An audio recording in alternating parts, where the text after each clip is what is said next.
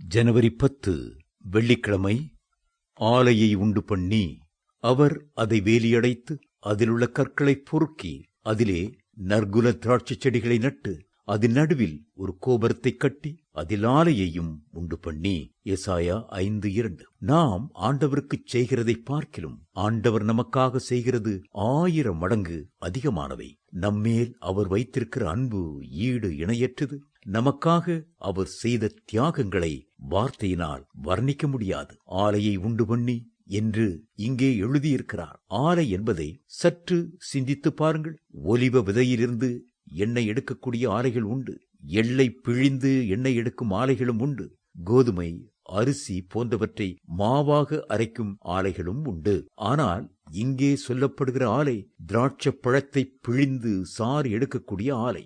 திராட்சை பழம் பிழியப்படும் போது அதில் உள்ள சாறு செந்நிறமாய் வடிகிறது.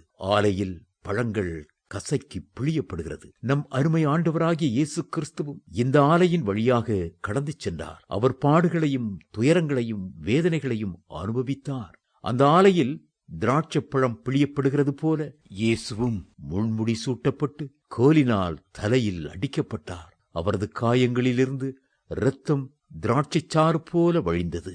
கொடிய சவுக்குகளும் கொடூரமான ஆணிகளும் ஈட்டியின் குத்துகளும் அவரை பிழிந்தன. ஏசாயா தீர்க்கதரிசி இதனை தம் தரிசன கண்களால் கண்டு அவர் நொறுக்கப்பட்டார் என்று குறிப்பிடுகிறார். ஏசாயா 53:5.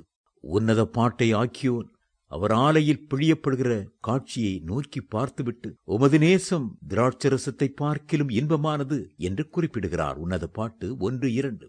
ஆதியிலிருந்தே கர்த்தர் பலவிதங்களில் தகப்பனாக, சகோதரனாக, ஆலோசனை கர்த்தராக, சிநேகிதனாக நம்மிடத்தில் அன்பு கூர்ந்திருந்தாலும் சிலுவையில் நம்மேல் செலுத்தின அன்பு மகா விசேஷமானதாகும். தன்னையே பிழியப்படும்படி ஒப்பு கொடுத்த அந்த அன்பு மகிமையானது. அது அவரது நேசத்தின் உச்சிதத்தையெல்லாம் வெளிப்படுத்தின அன்பு.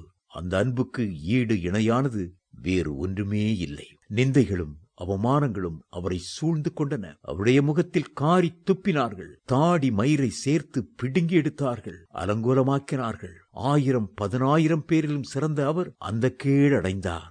முற்றிலும் அழகுள்ள அவர் அழகுமில்லாமல் சௌந்தரியமும் இல்லாமல் காணப்பட்டார். கொடூரமான சம்மட்டியை கொண்டு அவருடைய கையை உருவ குத்தி ஆணிகளால் கடாவினார்கள். 2 கால்களிலும் ஆணிகள் கடாவப்பட்டன. போர் சேவகர்களில் ஒருவன் அவருடைய விழாவிலே ஈட்டியாலே குத்தின போது அங்கிருந்து தண்ணீரும் இரத்தமும் புறப்பட்டு வந்தது.